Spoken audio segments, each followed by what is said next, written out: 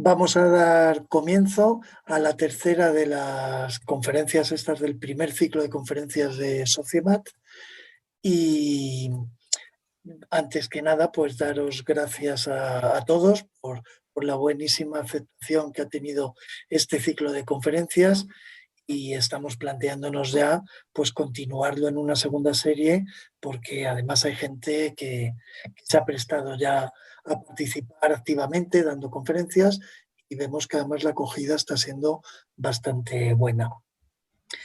Esta semana tenemos otra interesantísima charla y está a cargo de nuestra reconocida y prestigiosa sabia y sobre todo amiga Francisca Puertas, que bueno, todos conocéis muy bien porque es una autoridad en el campo de los cementos.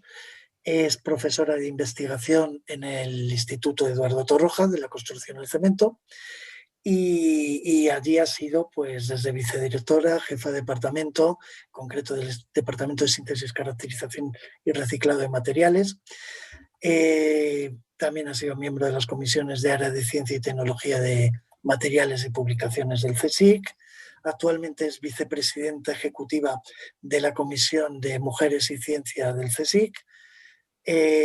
Ha participado y participa, aparte del elevado número de papers, citas y todo lo demás, pues ejerce también una interesante actividad editorial y además de ser editora en revistas de reconocido prestigio internacionales, pues ha sido editora durante muchos años de la revista de la construcción, en donde actualmente ha pasado a ser editora honoraria. También ha recibido el premio Sociemat a la mejor carrera científica en 2010, creo.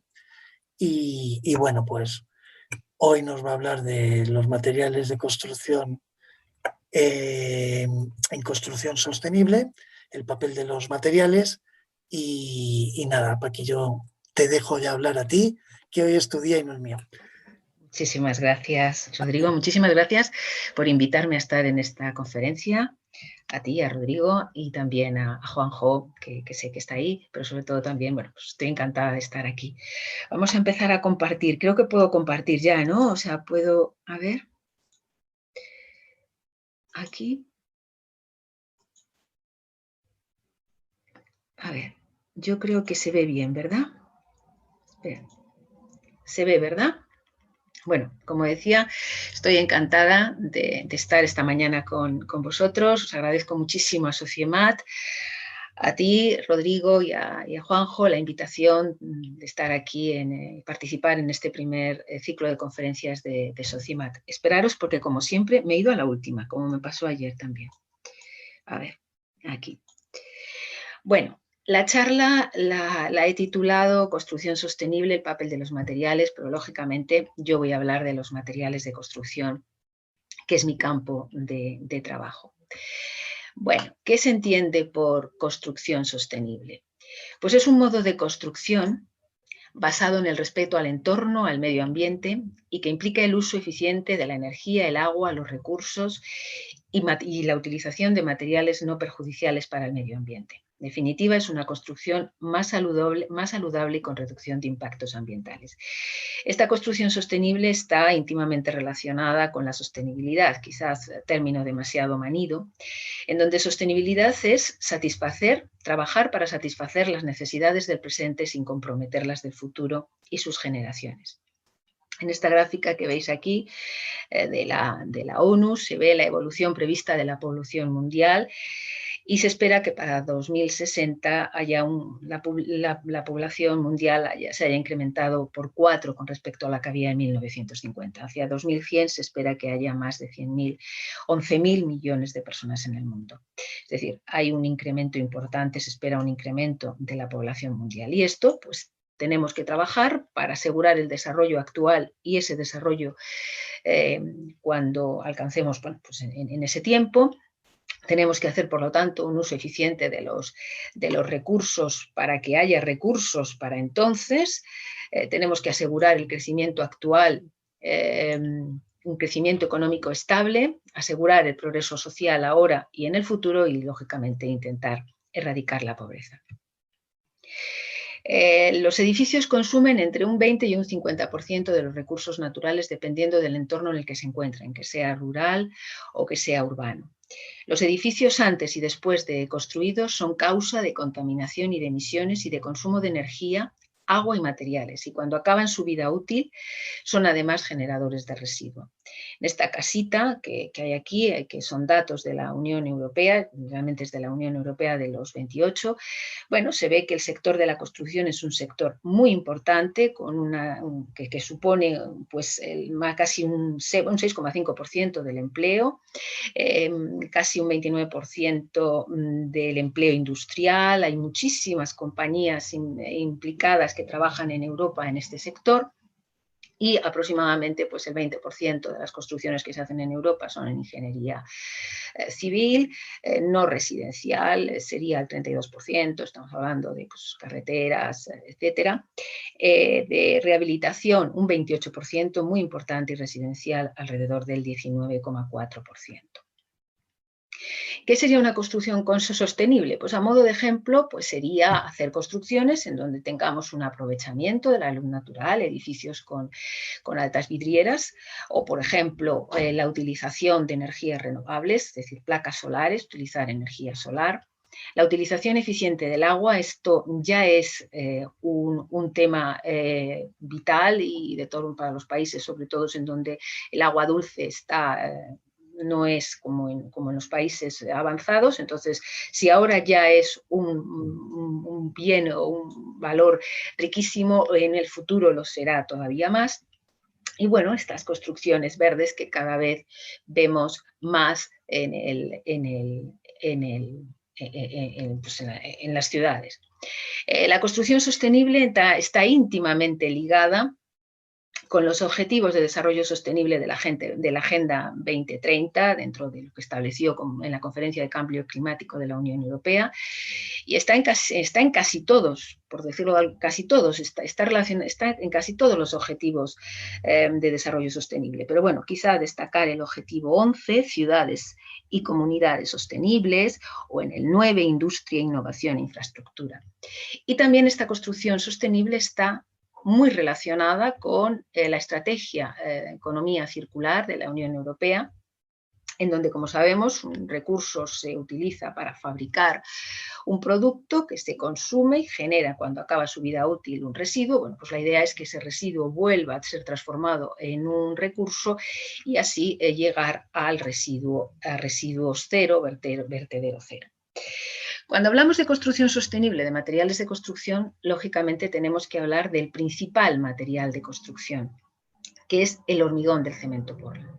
El hormigón del cemento Portland, lo sabéis, pero simplemente para recordatorio, es la mezcla de un material ligante, conglomerante, como es el cemento Portland, junto con áridos, que suelen ser pues, piedras, gravas, con unos aditivos que se utilizan, son normalmente orgánicos, de naturaleza orgánica o inorgánica, en contenidos inferiores al 5%, y todo ello amasado con agua. Digamos que esos serían los 4 componentes fundamentales del hormigón. Luego, al hormigón le podemos añadir fibras, pueden estar armados, etcétera, etcétera. Pero digamos que estos serían los 4 componentes más básicos del hormigón de cemento Portland. La importancia del hormigón del cemento Portland es tal que es el segundo material después del agua más empleado por el hombre, y su producción mundial asciende a 30 millones de toneladas al año. Creo que no podemos entender el mundo sin hormigón. Es el principal material de construcción en edificación y obra civil. Y como digo, es tan importante que desde que la patente del cemento Portland fue en 1824 en el Reino Unido, y las primeras fábricas de cemento se hicieron a finales del 19, principios del 20, desde entonces, con ese cemento Portland se empezaron a fabricar hormigones. Realmente podemos decir que hubo un cambio realmente en el mundo, porque fabricar con cemento Portland facilitó las comunicaciones, facilitó las construcciones, pues yo qué sé, desde presas, puentes, edificios, obra de edificación, que hizo que supusiera un cambio importante en la vida del planeta Tierra. Es decir, el hormigón, aunque le veamos ahí un material que parece que estamos acostumbrados a verlo, es un material relativamente reciente y sobre todo cambió muchísimo la calidad de vida y la comunicación entre las personas cuando se puso en práctica. Hasta la fecha, el hormigón no tiene un material de construcción alternativo que cumpla como requisitos la disponibilidad de materias primas. Pues estamos hablando, pues el cemento se fabrica con calizas, arcillas, luego los áridos que haya en la zona, que ya sean cuarzosos, calizos, etcétera, y en términos generales su bajo coste. Y además, por la manera de fabricar, de producir ese hormigón, hay una flexibilidad en el diseño por las propiedades de puesta en obra, su reología, y además, pues eso da una flexibilidad en su puesta en obra y también pues somos capaces de diseñar hormigones de acuerdo a unas propiedades y a unas características o prestaciones especiales que tenemos de ese hormigón. Entonces, ¿cuál es el problema? El problema es que, como hemos visto en la gráfica anterior, en la segunda diapositiva, creo, en donde daba el incremento de la producción mundial, a día de hoy ya se producen muchísimas toneladas de hormigón en el mundo y se espera que para dar soluciones a la población que se va a incrementar en los próximos años, la producción de hormigón siga creciendo. Por ejemplo, datos del 2012 que aparecen en un artículo del 2018. En 2012, en la preparación del hormigón se consumieron 3,8 gigatoneladas de cemento Portland, 17,5 gigatoneladas de áridos, 2 gigatoneladas de agua y casi un 9% de las emisiones de CO2 antropogénica al mundo se debieron a la fabricación del hormigón. Y esas son las previsiones, eso es lo que hubo en el 2012, pero las previsiones es que se siga produciendo mucho más hormigón.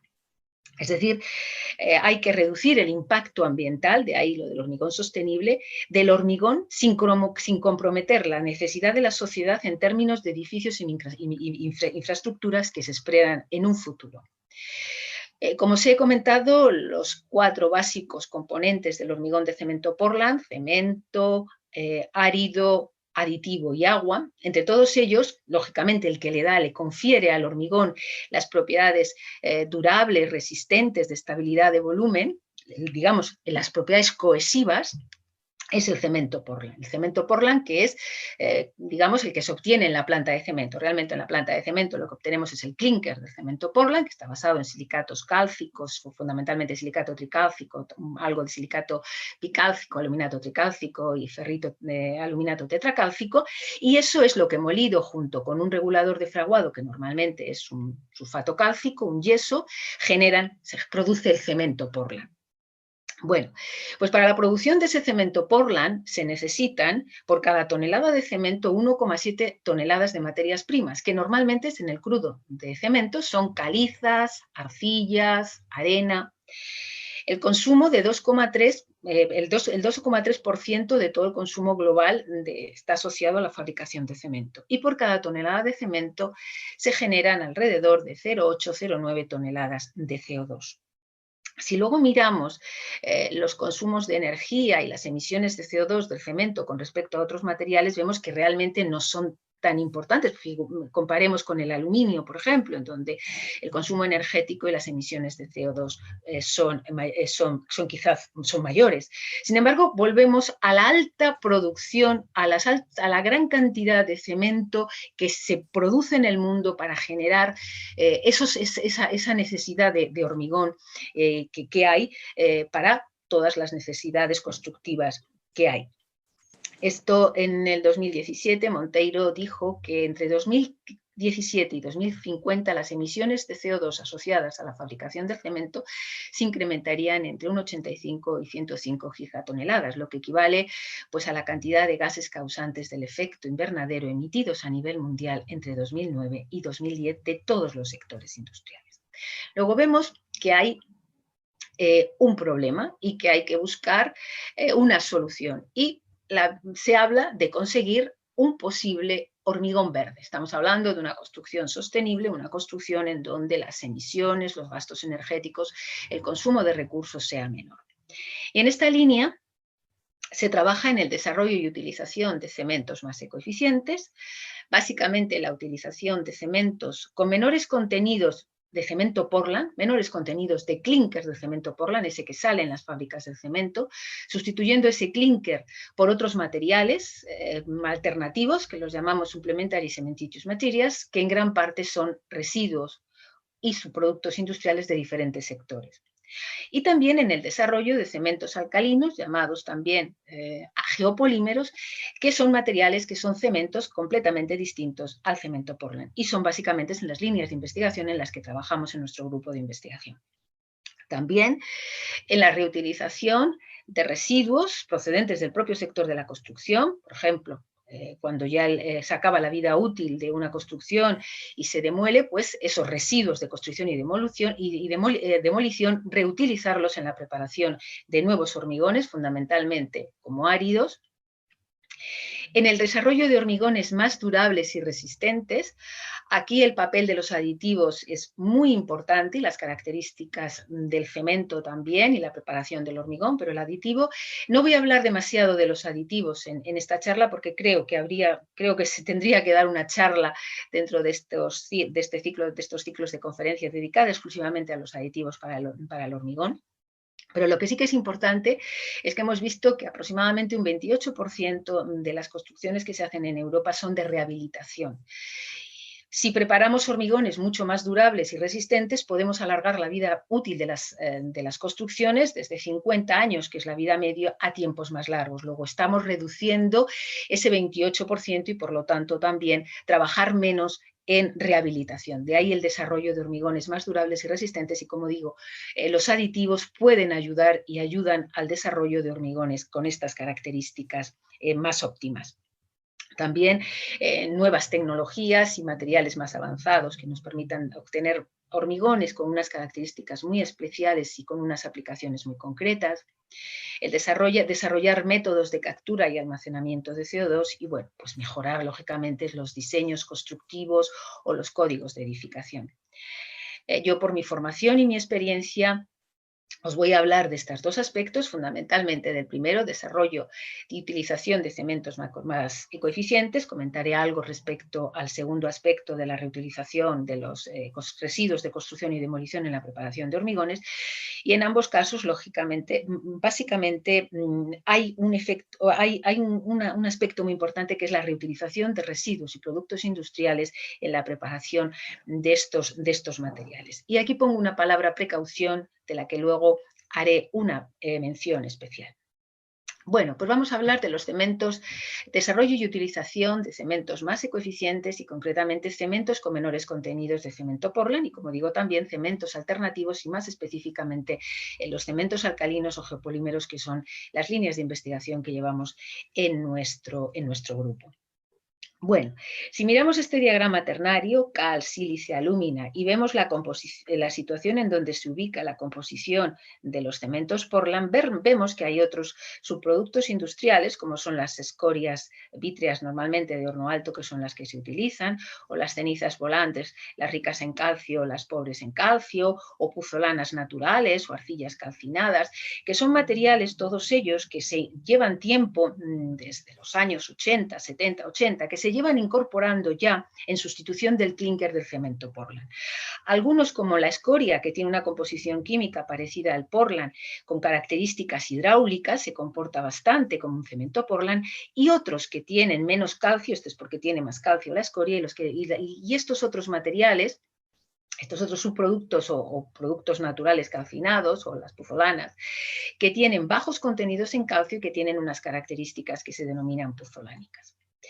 En la norma actual europea, la EN 197-1, recoge 27 cementos y solo el cemento 1 es clínker y yeso. Los 26 restantes contienen algún tipo de material adicionable al clínker del cemento Portland, desde las escorias, el humo de sílice, puzolanas, cenizas volantes, esquistos, calcinados o calizas. decir, la introducción de materiales alternativos, o que algunos son naturales y otros son residuos o subproductos industriales en la preparación del cemento, es algo que ya viene desde muy antiguo, y que está recogido en las normativas. ¿Por qué? Pues porque, por ejemplo, en temas de emisiones de CO2, un cemento Portland carente de adición tiene unas emisiones de CO2 por cada tonelada de cemento elevada, pero cuando tenemos cementos que incorporamos arcillas, cenizas, escorias, etcétera, vemos cómo las emisiones de CO2 van reduciéndose, porque en la preparación de estas cenizas volantes, escorias, etcétera, las emisiones de CO2 son menores.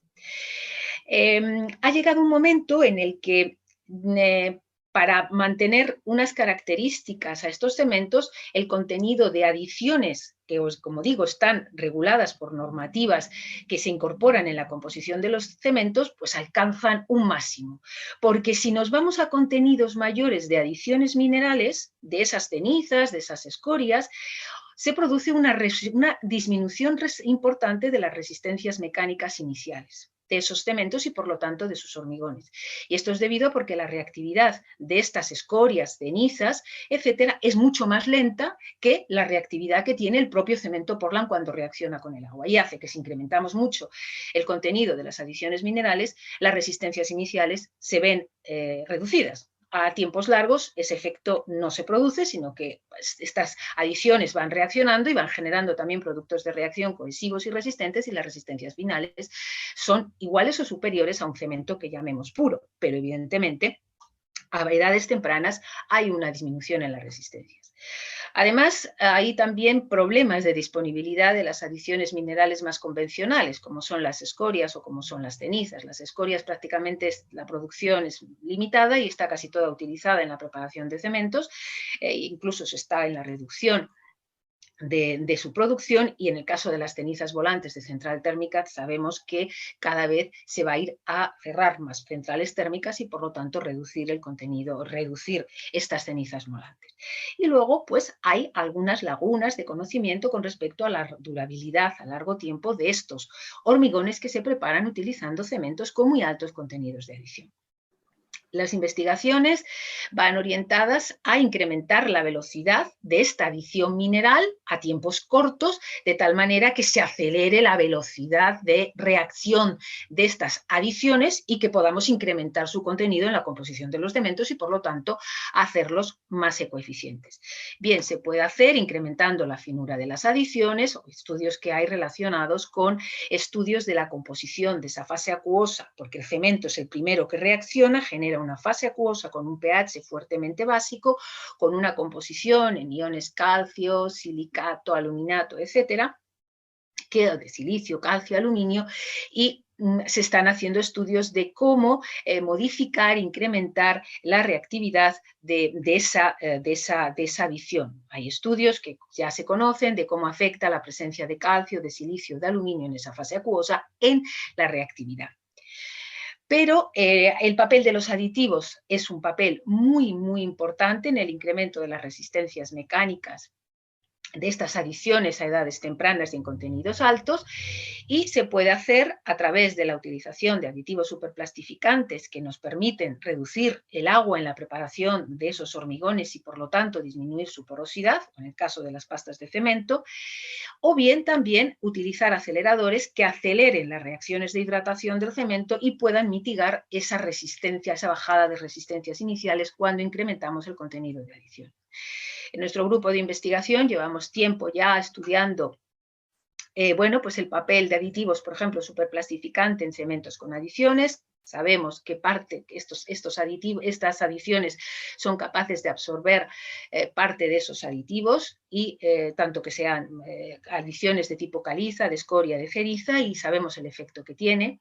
Hay otros estudios que también han estudiado el efecto de aceleradores para incrementar, acelerar la hidratación de algunos de los componentes del cemento, concretamente el silicato tricálcico, y hacer que las reacciones se desarrollen productos de reacción cohesivos y se aceleren a edades tempranas las reacciones de hidratación y por lo tanto incrementar las resistencias iniciales. Y hay algunos estudios que han estudiado el efecto conjunto de superplastificantes y aceleradores y, por ejemplo, pues han encontrado que cuando hay únicamente un 50% de cemento Portland y tenemos aditivos superplastificantes y aceleradores, se obtienen resistencias iniciales comparables o incluso superiores cuando se tiene un cemento que tiene un 80% de clínker frente a un 50%. En este sentido, la disponibilidad de esas materias, de esos supplementary cementitious materials, escorias, cenizas, etcétera, está pues limitado. Ya os decía que las escorias, pues prácticamente todas las que se producen se utilizan en la preparación de cementos normalizados. Las cenizas, pues quizás hay una disponibilidad mayor, pero sabemos que se va a tender a reducir de manera importante la cantidad de cenizas disponibles. Y en este sentido hay unos nuevos cementos, que son estos que se llaman Limestone Calcite Clay Cement, LC3, en donde se utilizan calizas y arcillas calcinadas, que son materiales disponibles a nivel mundial. Esta es una línea de investigación que se está llevando en nuestro grupo de investigación y concretamente lo está llevando la doctora Malta Palacios. En este sentido, se preparan clínkeres que tienen, cementos que tienen un 50% de clínker, un 30% de arcillas calcinadas, que no son necesarias arcillas muy puras, es decir, en este caso es metacaolín, no se necesitan unos caolines muy puros, unos caolines impuros con bajo contenido en caolín podrían ser perfectamente válidos, un 15% de caliza y un 5% de sulfatos. Con estos cementos, bueno, se pueden obtener desarrollos resistentes aceptables, adecuados, y como digo, en el grupo de investigación, la doctora Palacios está realizando una investigación en esta línea y está estudiando pues la reología y el papel de diferentes aditivos en la mejora de estos cementos que tienen una clara visión de futuro y que las noticias que tenemos es que es posible que entren pronto en normalización a nivel europeo. Es cierto que ya se han hecho algunas construcciones con hormigones de este cemento, como vemos algunas de estas que están aquí. En el segundo grupo de cementos alternativos son los cementos, un desarrollo de cementos más ecoeficientes serían los cementos alternativos, y dentro de ellos los cementos activados alcalinamente, cementos alcalinos o geopolímeros. Esta es una línea de investigación en la que llevamos trabajando en nuestro grupo desde hace muchísimos años y somos realmente pioneros nacionales y también internacionales. En esta gráfica voy a ubicar, porque estos cementos no tienen nada de clínker o pueden no tener nada de clínker, que es la situación más normal, es decir, son unos cementos muy distintos, completamente diferentes al Portland. Si vemos la ubicación en este diagrama cal, alúmina, de aluminio y álcalis, la ubicación de los cementos Portland convencionales, en donde tienen en general altos contenidos en calcio, relativamente bajos de aluminio y bajos de álcalis. Aquí están estos cementos, los Alkali Activating Materials, los geopolymers, que tienen menos calcio que un Portland, mucho más aluminio que un Portland y también más álcalis que un Portland. Como os decía, es una línea de investigación en la que llevamos trabajando en nuestro grupo desde los años 90 y hemos hecho muchas aportaciones en este sentido y voy a contar parte de ellas y también hacia dónde van las investigaciones en un futuro. Bueno, pues, ¿qué son estos cementos alcalinos o geopolímeros? Pues son aquellos conglomerantes que se obtienen por la interacción química de aluminosilicatos, que se llaman precursores, que pueden tener altos o bajos contenidos en calcio y ser de origen natural, por ejemplo, unas arcillas calcinadas o subproductos industriales, nuevamente escorias vítreas de horno alto, cenizas volantes, las mismas que se utilizaban como supplementary cementitious materials en la preparación de cementos con adiciones, o también, pues no sé, residuos de catalizadores de unos FCC o mezclas de diferentes residuos o arcillas calcinadas. Como digo, la interacción de estos aluminosilicatos con disoluciones normalmente fuertemente alcalinas, que se les denomina activador alcalino, que suelen ser hidróxido sódico, potásico, silicatos alcalinos. Digo medios fuertemente alcalinos porque puede ser el activador encontrarse en forma de disolución o también puede estar en forma sólida mezclado con el precursor y mezclado todo con ello con agua, generando siempre pHs muy alcalinos porque los precursores necesitan para disolverse y reaccionar esos medios fuertemente básicos. Bueno, los precursores son los que os he comentado, escorias, cenizas volantes, normalmente de tipo F, también puede ser cálcicas, pero en menor medida, arcillas calcinadas, puzolanas y, como digo, los activadores tanto sólidos o en disolución, pues son silicatos alcalinos o waterglass, hidróxidos, carbonatos, sulfatos.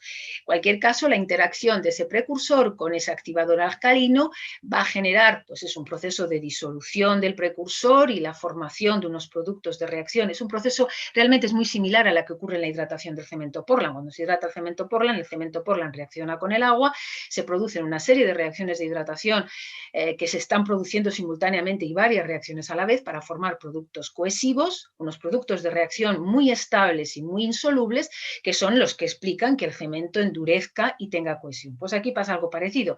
Los precursores, esos subproductos o productos de arcillas calcinadas con esas disoluciones alcalinas, su interacción provoca disolución del precursor y luego una condensación y una precipitación de productos de reacción. Si el precursor tiene calcio, como por ejemplo la escoria, pues normalmente se forman geles cash, que tienen una estructura bidimensional. Si el precursor no tiene bajo calcio, estamos hablando de un metacaolino, estamos hablando de una ceniza volante tipo F, pues lo que se forman son unos geles llamados Nash, amorfos, igual que los cash, pero en este caso, en el caso de los Nash, con una estructura tridimensional parecida a las zeolitas. Estos cementos alcalinos, comparados con los cementos Portland, cementos con adiciones o cementos como de aluminato de calcio, se caracterizan en general por muy buenas resistencias iniciales, una muy buena durabilidad, por ejemplo, frente a agentes físicos, cuando el precursor es escoria, tiene una muy buena durabilidad los hormigones frente a ciclos hielo-deshielo, o por ejemplo, si el precursor es una ceniza volante, los hormigones que con él se preparan tienen una muy buena resistencia a las altas temperaturas o al fuego, y también tiene una buena resistencia al agente químico, como los sulfatos, como la penetración de cloruros, etcétera. En general, por ejemplo, cuando el precursor es una escoria y se activa con una disolución de silicato sódico y sosa, pues se generan unos materiales de una elevada densidad, con una baja porosidad, y en general son materiales muy resistentes y además con una baja permeabilidad y con una alta durabilidad. Estos son hormigones que hemos preparado nosotros, por ejemplo, Alkali Activated Slag, cuando el precursor es una escoria con diferentes activadores, o aquí cuando el precursor es una ceniza volante, y lo hemos comparado pues cuando la escoria con un Portland, por supuesto, Ordinary Portland Cement, con un cemento Portland convencional sin adición, y cuando pues la escoria ha sido activada con diferentes disoluciones alcalinas. En general, tanto la escoria como la ceniza, los hormigones que obtenemos en igualdad de condiciones son comparables, si no mejores, que con el cemento Portland. Como os decía, la durabilidad es muy buena. Por ejemplo, pues eso, el hormigón de escoria activada es capaz de permanecer estable después de 300 ciclos de hielo-deshielo. Como os comentaba, si el precursor es una ceniza volante, sus hormigones tienen una alta resistencia al fuego. Bueno, pues hay muchas patentes sobre estos materiales, algunas de ellas recientes, por ejemplo, nuestras, del CSIC. Y me preguntaréis, y bueno, ¿qué implantación tienen estos cementos que llevan ya unos años de estudio y de desarrollo? Bueno, pues hasta ahora quizá la implantación no ha sido todo lo amplia que se podía esperar, porque una de las causas que se dicen es que hay una falta de normativa que se recoja. Bueno, pues cada vez va habiendo más normativas, cada vez va habiendo más normativas de utilización. La última es, por ejemplo, esta del Reino Unido, en donde ya se empieza a contemplar este tipo de materiales, o las hay en Rusia, las hay también en China y en países de Iberoamérica, en donde las normativas no están tanto por ámbito composicional, sino prestacional, cada vez se van a utilizar mucho más. ¿En qué aplicaciones básicas tenemos estos cementos que, como digo, que son distintos al Portland, estos geopolímeros? Pues tienen una aplicación básica y muy importante en prefabricados, por ejemplo, en traviesas de hormigón, en bloques, en dovelas. Realmente ahí tiene un campo de aplicación importantísimo y, como digo, muy válido, que reduciría la utilización de hormigón de cemento Portland y la utilización de estos materiales. Ha habido estudios en donde se ha valorado cuando el precursor es ceniza o escoria o metacaolín frente a un cemento Portland que tiene un 30% de supplementary cementitious materials, pues cuál es su impacto con respecto al calentamiento global. Estos cementos activados tienen en general un impacto frente al calentamiento global menor menores que los cementos, incluso con cementos con adición.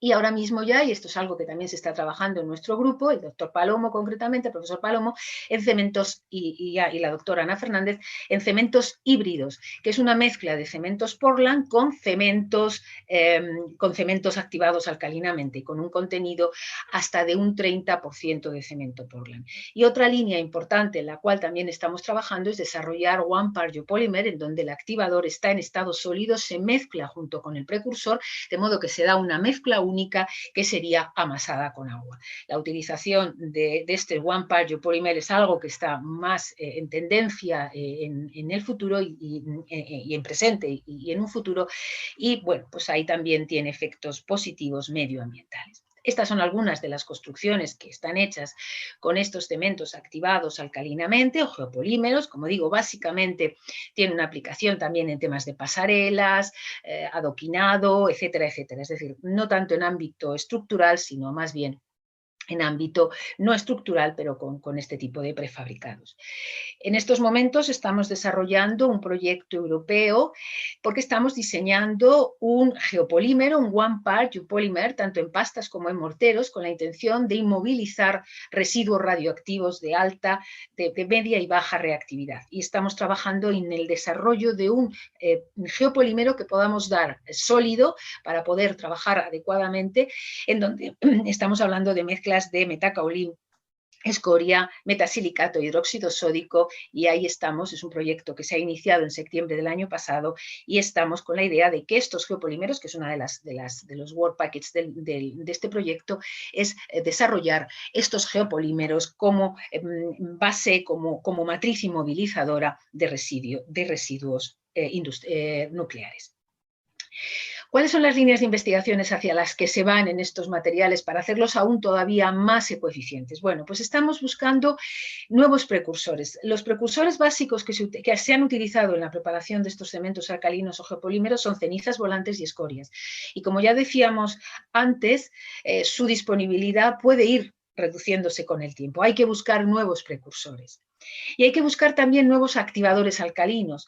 El water glass o silicato sódico es el que mejor funciona, el que aporta las mejores resistencias mecánicas y probablemente las mejores prestaciones en este tipo de cementos y hormigones alcalinos. Y es a su vez en su fabricación en donde mayor se invierte en emisiones de CO2 y gastos energéticos. Luego, las líneas de investigación van orientadas a reducir, a buscar nuevos precursores que nos permitan todavía trabajar de una manera más ecoeficiente y nuevos activadores. Y en estas líneas también estamos trabajando. Como nuevos precursores, bueno, pues aquí he puesto algunos, incluso investigadores españoles como el doctor profesor Payá, que están trabajando y que estamos trabajando en buscar nuevos precursores en estos cementos y hormigones alcalinos, pues desde ámbito de la metalurgia o de los residuos vítreos o los de construcción y demolición, residuos de mina, etcétera. En esta línea hay un trabajo muy interesante, unos trabajos muy recientes del grupo del doctor Escalante, en donde con la idea aquella de los cementos LC3 que hablábamos, que estábamos trabajando en el instituto, pues igual preparar cementos activados alcalinamente en donde utilicemos nuevamente arcillas calcinadas, metacaolín, que es algo habitual, pero utilizamos también calizas. Tienen unas mezclas óptimas en donde hasta tienen un 80% de caliza y un 20% de metacaolín, con un activador utilizando waterglass y sosa, hacen curado térmico, en donde obtienen resistencias mecánicas muy adecuadas, pero en este estudio también, ya publicado, muestran una reducción en las emisiones de CO2 y unas reducciones en la energía, y hacen incluso una valoración con una disminución de los costes. Esta es una línea de investigación muy interesante en el desarrollo de todavía tener geopolímeros más ecoeficientes. Nosotros hemos trabajado en la reutilización de residuos vítreos y urbanos basados en óxido de silicio y óxido de sodio como activadores alcalinos. Aquí tenemos una patente internacional y se ha hecho dentro del marco de un proyecto. Hemos visto cómo las resistencias, podemos obtener resistencias totalmente comparables a cuando utilizamos un waterglass tradicional, y el proceso es muchísimo menos costoso energéticamente y por emisiones. También hemos hecho estudios, lógicamente, de microestructura, en donde hemos valorado qué efecto tiene este nuevo activador basado en residuos vítreos sobre las características microestructurales y de estabilidad de volumen. También recientemente hemos estudiado cómo las cenizas de biomasa procedente de los olivos, que están basadas en óxido de potasio, pueden ser también activadores alcalinos. Y hemos confirmado su validez fundamentalmente cuando el precursor es un precursor tipo escoria de horno alto. Y si recuerdan, cuando hice la presentación de por qué el desarrollo y utilización de cementos más ecoeficientes y les puse una palabra ahí que era precaución. Y esto es algo que creo que también es importante. Y es importante porque muchos residuos o subproductos industriales, como estamos diciendo, que se pueden utilizar en la fabricación de cementos, morteros y hormigones, que nos podrían dar unos materiales más sostenibles, más ecoeficientes, pueden ser residuos NOR, es decir, Naturally Occurring Radioactive Materials. Y tan importante es meter residuos en los materiales en la preparación de materiales de construcción como conocer que esos materiales de construcción y que la introducción de esos residuos no nos van a crear problemas posteriormente de salud o medioambientales. Estos son unos estudios también que hemos hecho dentro de un proyecto europeo y de un proyecto nacional.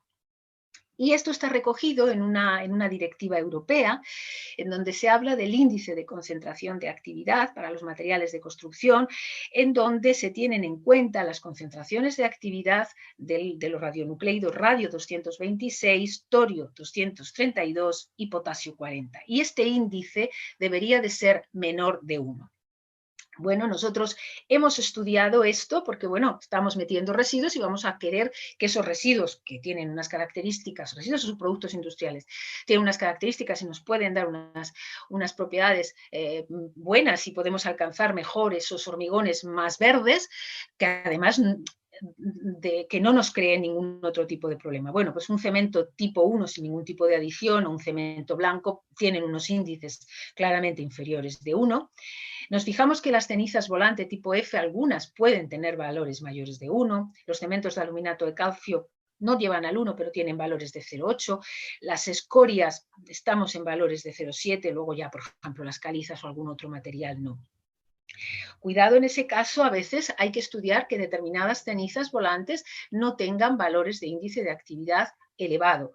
Es cierto que cuando hablamos de cementos con adiciones, la incorporación de ceniza volante está limitada. Entonces, estamos hablando de un 100%, está limitada y por lo tanto está diluida. Y esto es un factor que hace que al final el producto, el cemento con adición y por lo tanto el hormigón que con él se prepare tenga un valor de índice de actividad inferior de 1. Pero es importante tenerlo presente. Esto lo hemos estudiado también en los geopolímeros, porque en el geopolímero realmente a veces el 100% del precursor puede ser una ceniza volante o una escoria. En general, los estudios que hemos hecho utilizando escoria o ceniza nos aumentan hasta valores la ceniza de 0,6, pero no hemos llegado a valores de 1. Hemos estudiado, por ejemplo, cuando se utiliza red mud o lodo rojo procedente del reciclado del aluminio, sí que hemos visto que en este caso podemos tener valores de índice superiores a 1. En ese caso no sería recomendable o habría que reducir el contenido de este red mud para que tengamos unos valores de índice inferiores. Y en ese estudio que les comenté, que habíamos hecho con las cenizas de biomasa como activadores alternativos, también hicimos este estudio radiológico porque estas cenizas de biomasa tienen altos contenidos en potasio y en esa ecuación del índice el potasio 40 es un término que se utiliza en la determinación de ese índice y entonces aisladamente en la mezcla sí tenemos valores de 1, pero en la mezcla tenemos valores de 1, pero ya cuando se utilizan en la preparación, es decir, cuando ya están el cemento hidratado, son valores relativamente altos, pero son inferiores a 1. Simplemente es transmitir la necesidad de que cuando metamos un nuevo residuo dentro de la preparación de nuestros hormigones, es importante conocer si él incorpora o no radioactividad natural a nuestro producto final. Eso es importante y también evidentemente estamos haciendo estudios de lixiviación también de metales pesados y de tipo radiológico cuando se incorporan estos residuos, lo cual es importante. Finalmente pues ya muy brevemente les comentaba que les iba a hablar también de los residuos de construcción y demolición, utilizar áridos Estos residuos se utilizan normalmente en la preparación de áridos, se utilizan como áridos en la preparación del hormigón. En la Unión Europea se generan 800 millones de toneladas año de estos residuos de construcción y demolición. En España, datos del 2017 me parece daban que eran 28 millones de toneladas año, son reutilizables un 68% y es muy importante, más del 98% de estos residuos de construcción y demolición son inertes.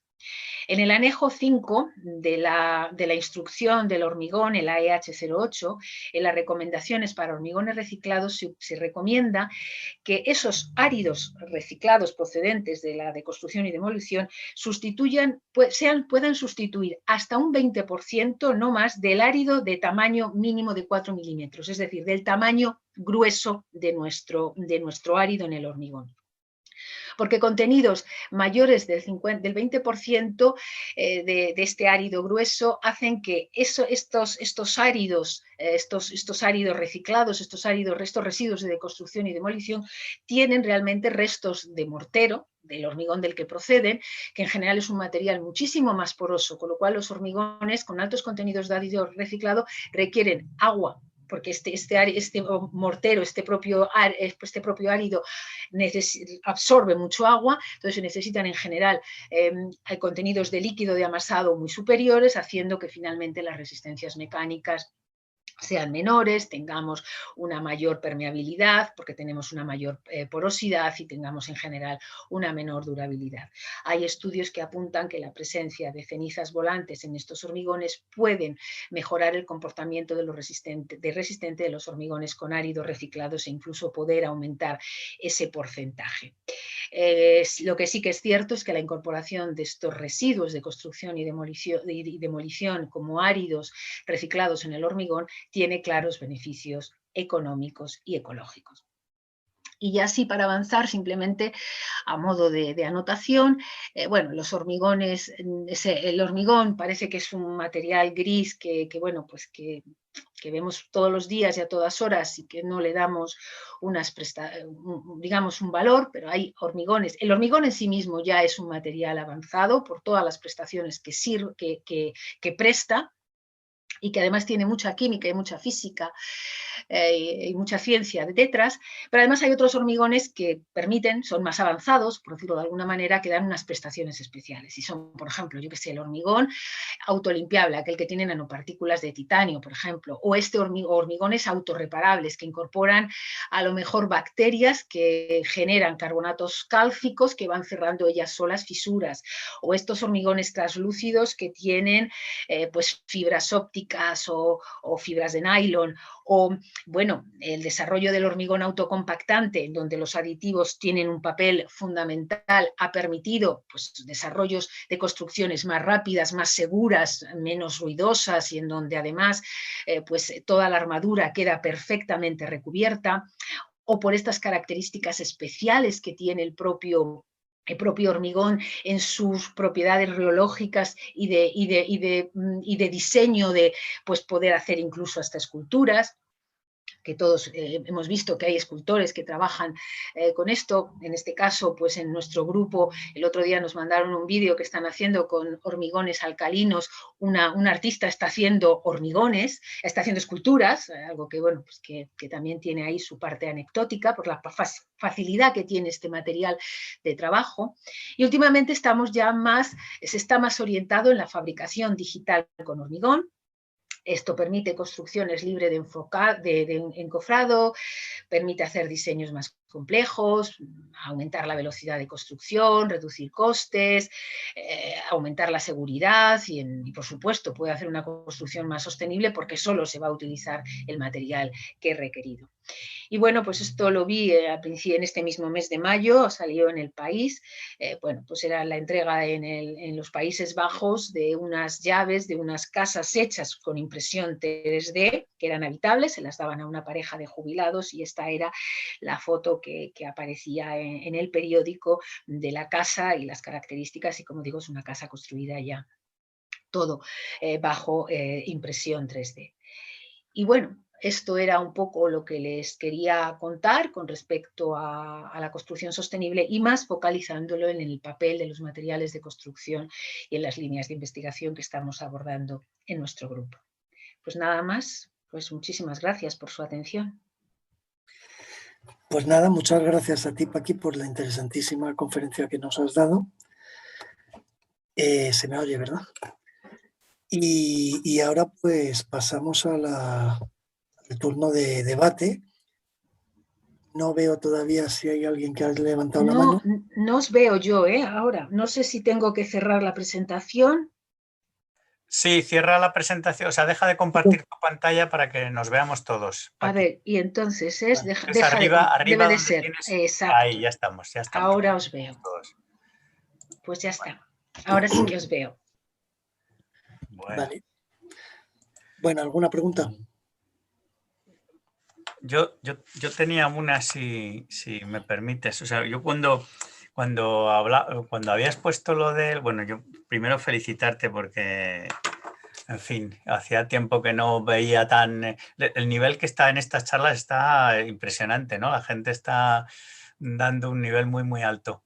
Y bueno, felicitarte porque hace tiempo que no veía un ciclo de conferencias como tan interesante y tan bien organizado, ¿no? También me refiero que con tan buenos ponentes.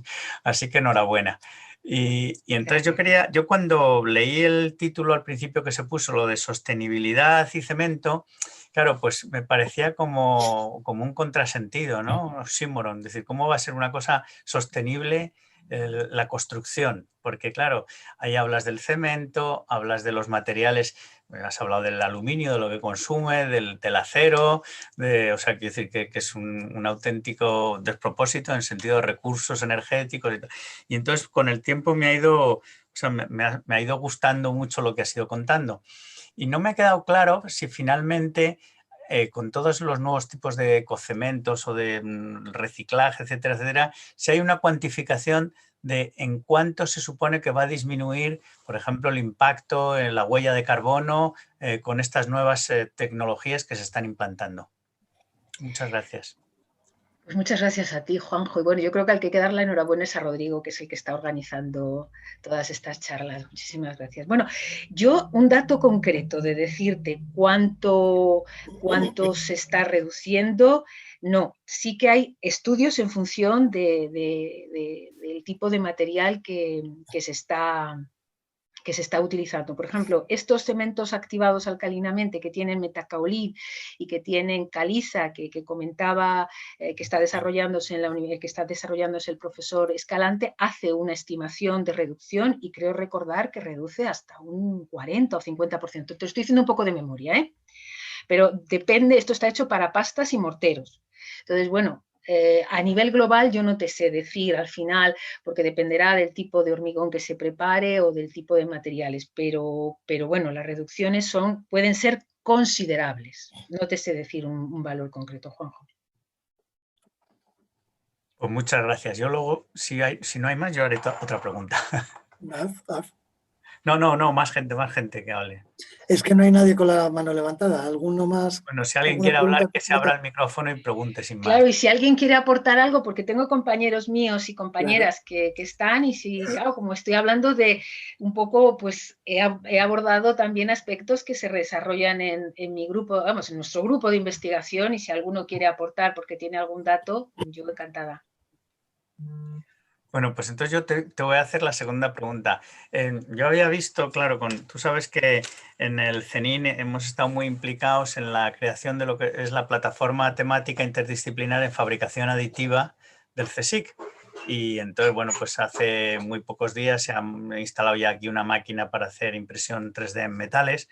Teníamos una para polímeros, una pequeñita, y bueno, pues ahora ya estamos con los metales y estamos muy contentos. Entonces, esto lo empalmo porque, claro, al hacer todas las memorias y todo lo que hemos hecho para la petición, pues habíamos visto mucho del tema también de que la fabricación aditiva en cementos, que lo has contado tú en las últimas transparencias, ¿no? Y yo esto lo uno con una cosa que vi hace muchos años en el Torroja, y que no sé si todavía sigue, que eran aquellas casas prefabricadas que se hacían directamente con módulos de planchas de esto. Entonces yo te pregunto si son dos tecnologías contrapuestas o es la evolución de aquellas casas iniciales que se construyen, que me parece que las hacía un compañero vuestro que era pues para zonas con terremotos o para zonas que habían sufrido algún desastre natural. Sí, en efecto, yo creo que eso se hizo a principios de, hace mucho, hace por lo menos 20 años. Sí, y eran unas casas que se hacían, fue un proyecto del Ministerio de Fomento para hacer unas casas en situación de catástrofe. Hombre, yo creo que son cosas distintas, ¿eh? Son cosas distintas, ¿no? Yo creo que la construcción como estas que se están haciendo son cosas distintas. Yo no creo que sean... Estas tienen idea de permanencia, las hechas con 3D, mientras que las otras serán unas construcciones hechas, bueno, pues para situaciones de emergencia y fácilmente desmontables, y yo creo que son conceptos distintos. Muchas gracias. Bueno, pues si no hay otra pregunta, pregunto yo. Bueno, lo primero, darte las gracias, Paqui, por la excelente presentación y además me ha gustado mucho porque de alguna manera ha unido todas las anteriores, porque claro, al hablar de superplastificantes hablabas un poco de la relojía y todo aquello que ya mencionaba yo y luego lo has cerrado con la fabricación aditiva que tan brillantemente nos expuso Sergio Ignacio Molina. Entonces, pues me ha parecido muy bonito porque como que al final todo parecía muy distinto, muy diferente y al final, bueno, pues estamos todos dando cabezazos a lo mismo. Entonces, te quería preguntar, por una parte, acerca de los geopolímeros, porque parece que es como la gran esperanza blanca, pero que no acaba de... ¿Cuál es la proyección desde tu punto de vista inmediata del uso de geopolímeros? Inmediata, no lo sé. Inmediata, ahí estamos. Inmediata llevamos mucho tiempo pensando que va a ser inmediata no es. Ahora, yo creo que sí que es de futuro. Es decir, que haya salido un proyecto europeo ahora en movilización de residuos nucleares, en donde el objetivo, uno de los work packets más importantes sea el desarrollo de materiales geopoliméricos para la inmovilización de estos residuos, yo creo que es porque realmente hay un interés en que ellas sí que se utilicen. Es decir, si se van, y en donde están empresas que podrían utilizarlo, empresas importantes del sector, entonces yo creo que ahí eso a mí me da idea de que ya sí que es, por lo menos para una aplicación mucho más concreta como puede ser esta.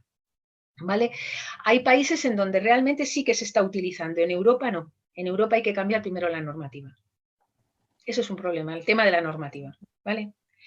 Pero el hecho de que este proyecto europeo, que es de ámbito, como digo, europeo, se esté planteando la utilización de geopolímeros como matriz inmovilizadora de estos residuos y que sea una parte fundamental del proyecto, yo creo que es porque hay un futuro ahí.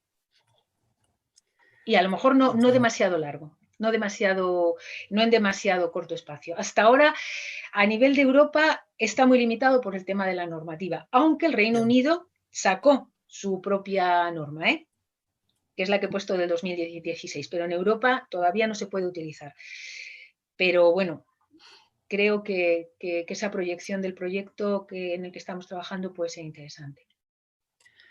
Y la otra cuestión que tenía era relativa pues a lo último que has mostrado, lo de la casita esta de fabricada con 3D.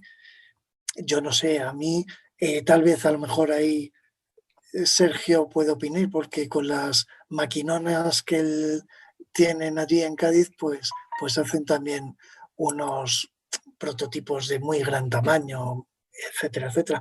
Pero para algo como una vivienda, que tiene que ser algo cuanto más barato mejor, más rápido y demás, al final, no sé, me parece a mí que la impresión 3D al final es muy cara y hay que hacerla in situ quien disponga de la máquina y luego el transporte de la casa al final es casi más complicado que los bloques de cemento, no lo sé. ¿Tú cómo lo ves? Bueno, no lo sé, no te sé decir así una cosa. Bueno, se está haciendo. Yo creo que dicen que es más sostenible porque solo se utiliza el material que se va a utilizar, no hay una utilización de más hormigón del necesario para hacerlo, habrá gastos de transporte, pero si se está haciendo yo creo que se habrá hecho una valoración global y esto que salía en el periódico a principios de este mes era algo que se iba a seguir haciendo. O sea, que supongo que los que lo valoran lo habrán estudiado bien y habrán visto que para determinadas situaciones y en determinadas condiciones puede ser, no creo que sea para una construcción ya todo hecho con 3D, sino para determinadas situaciones puede tener un interés.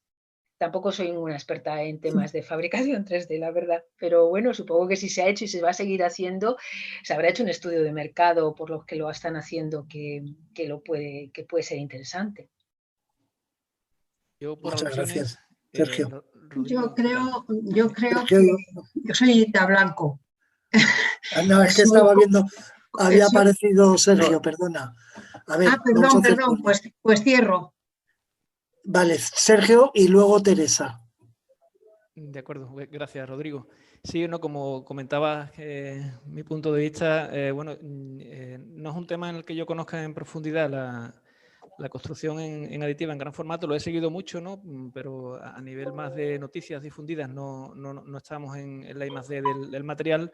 Pero lo que sí os puedo decir que hay pues, distintos tipos de empresas que se dedican a construcción con fabricación aditiva.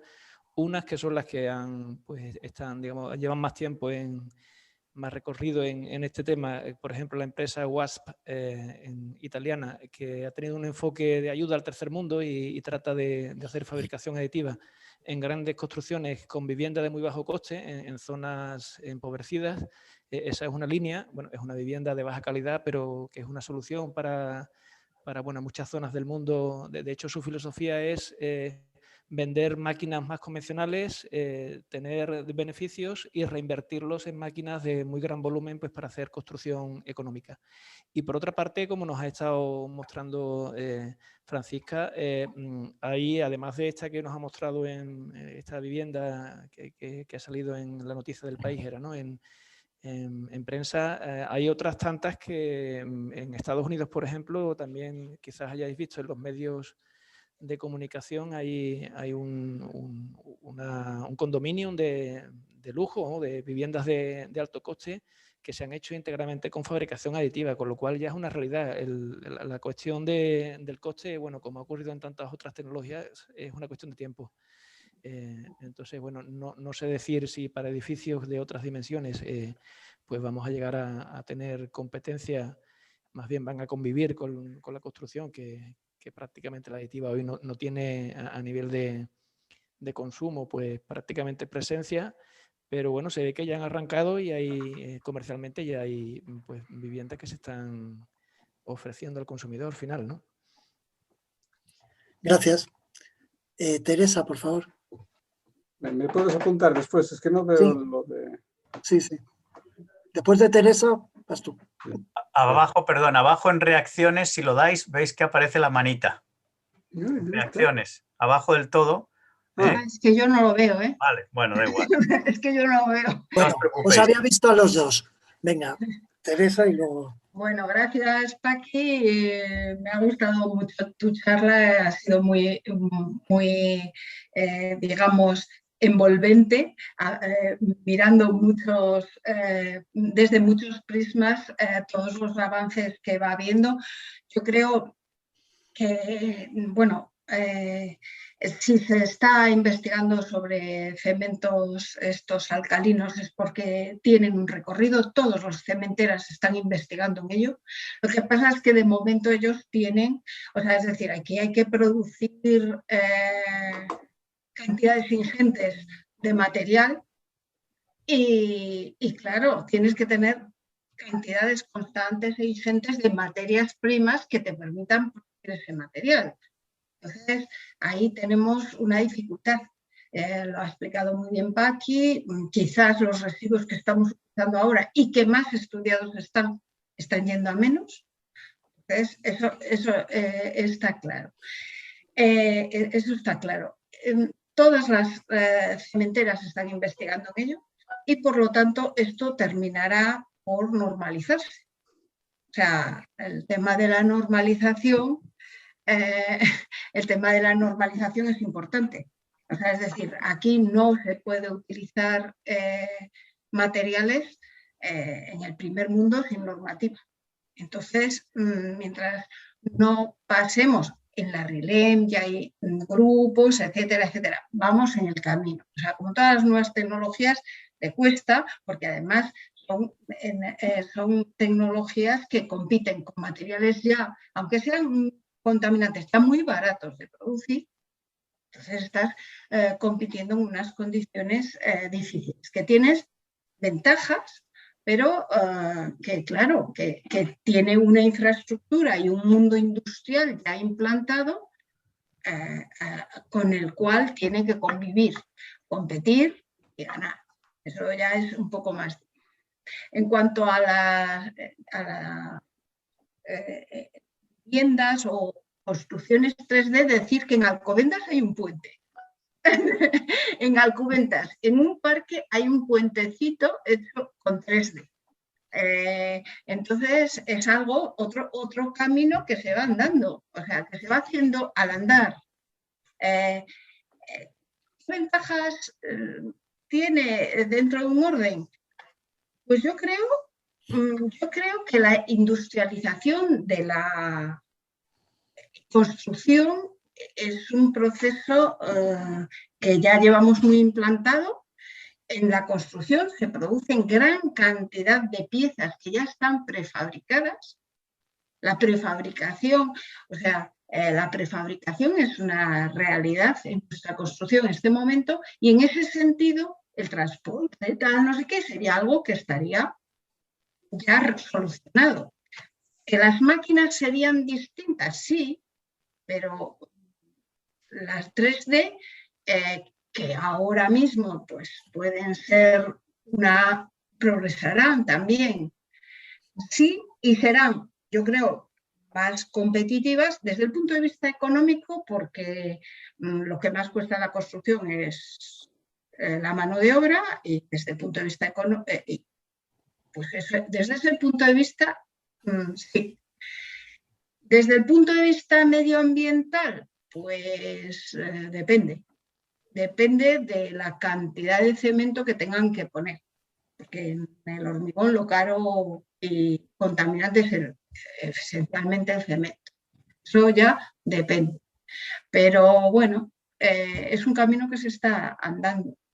Entonces, bueno, se llegará, supongo, a alguna parte. Bueno, nada más. Pues muchas gracias y siguiente. Voy yo entonces. Buenos días. Aparezco ahí como Eden, que es como se llama mi ordenador. Yo me llamo Ramón Novo, ¿vale? He llegado tarde porque no sabía de esto y he visto un correo ahí que mandó hace un ratito Juanjo y me uní entonces. Y vi la parte final de tu presentación, que lo que vi pues me pareció muy interesante, muy bonito. Tengo una duda. ¿Cómo se resuelve, si es que se resuelve, el tema del refuerzo en el hormigón? Claro, imprimes, entiendo que el mortero. Y eso para... ¿Pero en qué dices? ¿En impresión 3D? Ya, sí.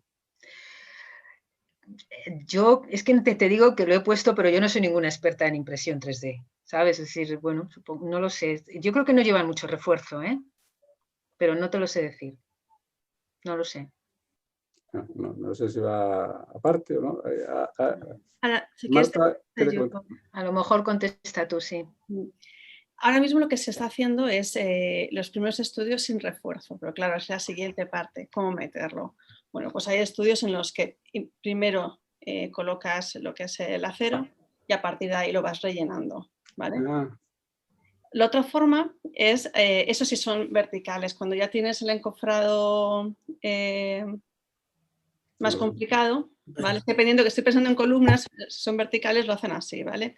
Si son ya encofrados pues más complicados, pues ahí está el problema. Hay mucha gente que lo que hace es utilizar tecnología digital para crear el propio encofrado, ¿vale? A través de impresión digital crean el encofrado y luego con un aditivo con un hormigón autocompactante ya rellenan. Quiero decir, están buscando cómo utilizar... Sí, pero lo que es la parte del encofrado no está resuelto y lo están investigando. Cuando son sistemas, columnas, paredes, sí que es más fácil, pero ya si son elementos con alta densidad de refuerzo, ahí viene el problema. Ya. Pues nada, muchas gracias. Pero vamos, a investigar. ¿Alguien más? Sí, Ana.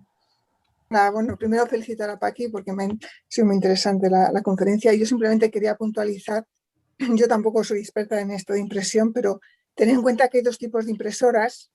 Por ejemplo, en la pasarela que ha dicho Ita, que está en Alcobendas, no es este tipo de impresora, que esta las llamo yo tipo de churro, sino es una impresora en la cual primero el material se echa en seco y la tinta sería el agua y va haciendo el molde, y luego limpias el material porque se te queda enterrado. O sea, hay dos procesos. Y en esas sí que lo que están haciendo es que echan fibras, de alguna forma para darle un poco. Entonces, en aquellas partes que calculan, eso ya lo hacen los ingenieros, así que tienen que ir más cargas o lo que sea, lo que están haciendo hasta ahora, que yo sepa, es que están poniendo fibras, no en todo el material ni en todo en el hormigón, sino en aquellas capas o en aquellas zonas de la pieza que ellos diseñan, que tiene que llevar un poco más de refuerzo. Eso es lo que yo conozco. Y bueno, yo ya he intervenido, simplemente, a mí, claro, yo más o menos me conozco todo. Lo que para mí es más novedoso es el tema de la reactividad de los NORM.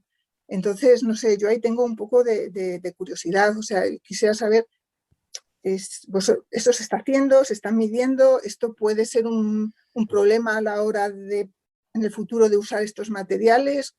No sé, porque para mí es quizá la parte más nueva y no sé si podéis contarnos alguna cosa más. ¿Cómo realmente esto se está aplicando? Si ya se está poniendo, no sé, es un poco, porque lo veo bastante, a mi punto de vista, un poco más bien nuevo, ¿no? Bueno, el tema de los NOR es verdad que sí, que lleva a lo mejor 5 o 6 años, como más a través de un proyecto COS, que se empezó a valorar el estudio de la radioactividad natural que podían tener los residuos y los subproductos que se utilizaban en la preparación de materiales de construcción y cómo afectaban finalmente al material de construcción. Hay una normativa europea que valora eso. Entonces, ¿que se está midiendo? Creo que no mucho todavía, pero existe esa normativa, esa directiva europea y hay que contemplarlo. O sea, que es que nosotros ya sabes que hemos tenido un proyecto europeo, un proyecto nacional en el tema, en donde hemos avanzado también en el conocimiento y tiene que estar vigilado. No se puede meter cualquier cosa si no se sabe que eso puede aportar no solamente ya radioactividad natural, sino también es muy importante el tema de la lixiviación. Es decir, ¿qué influencia tiene cuando tú estás reutilizando un subproducto o un residuo industrial en la preparación final de tu producto, de tu material? No, nosotros lo hemos hecho, la normativa no se refiere, digamos, al residuo solo, se refiere al material de construcción. Es decir, completo, ¿no? O sea, que ese índice de completo. actividad es el completo. Nosotros hemos estudiado, para poder además hacer una modelización de cómo afecta al material global, hemos hecho la medida de los radionucleidos en los diferentes residuos y subproductos industriales y cuando se incorporan al material de construcción, cómo se incorporan. La directiva lo hace sobre el material de construcción global. Pero eso es algo que tú piensas que al futuro va a tener un peso, sí, o que ya sí lo tiene. Yo creo que lo tiene y lo va a tener más. Porque en todos los sitios en donde yo cuento esto es como muy nuevo, pero no solamente afecta al sector de la construcción del cemento, sino que afecta a la construcción en cerámicas y en otro tipo de materiales que incorporen residuos y subproductos industriales en la preparación final del material. Es decir, no solamente es el material, no solamente es el cemento, el hormigón, como lo estamos hablando nosotros, sino que afecta porque puede ser que ese subproducto tenga un incremento en concentración de radionucleidos y que luego evidentemente van al material. Entonces yo creo que no solamente, ya te digo, va a afectar a materiales de construcción, entendiéndolo como hormigón, sino a otros materiales que incorporan residuos en su composición. Gracias. Gracias a ti.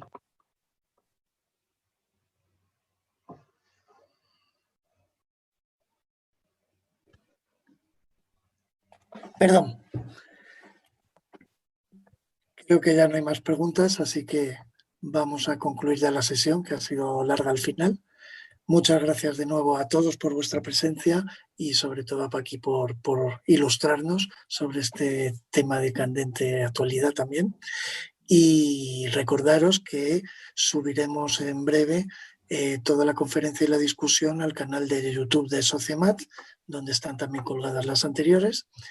Y os esperamos en los siguientes seminarios. Muchísimas gracias de verdad a todos por vuestra presencia y Paqui, muchas gracias. Muchísimas gracias a vosotros por haberme invitado y a todos los que habéis estado ahí. Y mis compañeras, como veis, somos mujeres todas, mis compañeras que son muy activas y que me participan todas, que me encanta. También he contado más mujeres que hombres. Y además, aprovecha para decir lo de que la ciencia necesita mujeres. Y bueno, yo lo he dicho así, ¿no? Pero además, es que yo estoy muy metida en temas de mujeres, pero es que además en mi grupo somos mayoritariamente mujeres, o sea que, pero todas muy activas y estupendas. Pues nada, enhorabuena. Enhorabuena, venga. Hasta luego. Gracias. Gracias a todos. Adiós. Adiós. Chao.